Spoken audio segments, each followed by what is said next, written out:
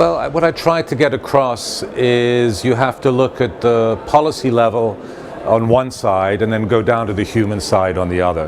Right now there seems to be a separation. We talk trade as though we're in the hands of multinationals. We talk of migration as though we're just talking about two continents, when in fact it comes down to real people. And policies have to fit not just the country's needs, but people's aspirations too. And the options are there. I believe you heard me talk about diaspora. There's so many things diaspora can do for their countries, but with public policy support, with more access to credit, for example. And I think also the global compact, if people take it seriously, this will facilitate dialogue again between North and South.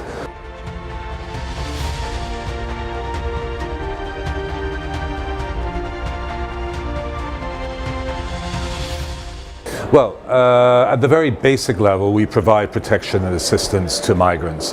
And in West Africa, this means all those West Africans and Central Africans who get trapped in Libya, in transit in Niger, Mali, and so forth.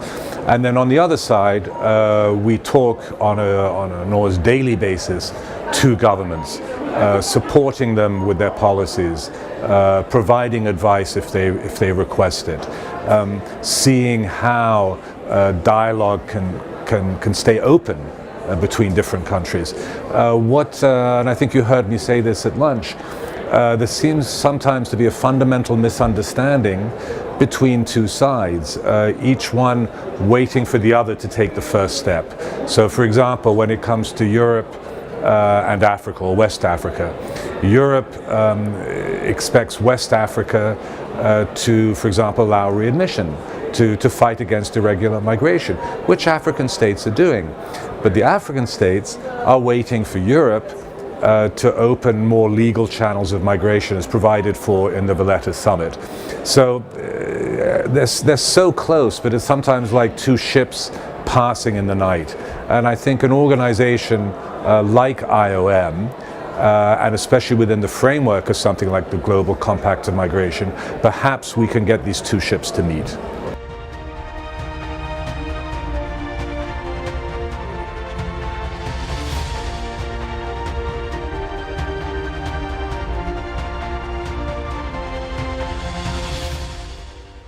Well, within West Africa, they're fortunate that they have the ECOWAS protocol on free movement.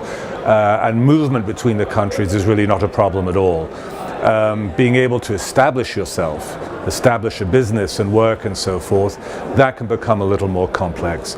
Now, the big development this year was the Continental Free Trade Agreement adopted by the African Union states. But as you rightly said, some of the destination countries are a little hesitant on the free movement side. Now, certainly they're not building walls, but visa regimes stay in place, bureaucratic obstacles are there, but I'm sure over the coming years we'll see these break down.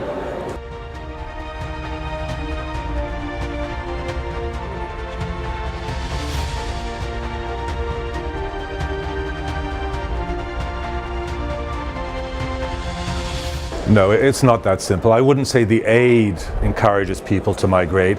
What is true, and this is backed by research and evidence, is as one's income goes up to a certain level, migration increases, even irregular migration. Once you reach a certain level, I think it's something like $8,000 a year, then migration levels off.